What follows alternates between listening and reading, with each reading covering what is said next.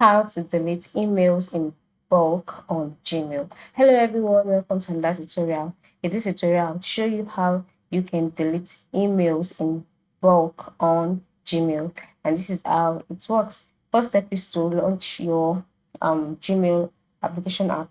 And the next step would be for you to select the email that you want to delete. So you have to tap and hold each email that you would like to delete or write, or you can just move to the top left corner where you can see the option select all. Click on that, and then all of the messages under your inbox will be selected. And then once you have them all selected, move to the top part of the screen, the right side. You will see some icons such as archive, delete, or trash. Then you can see three vertical dots where you can do other things with this email.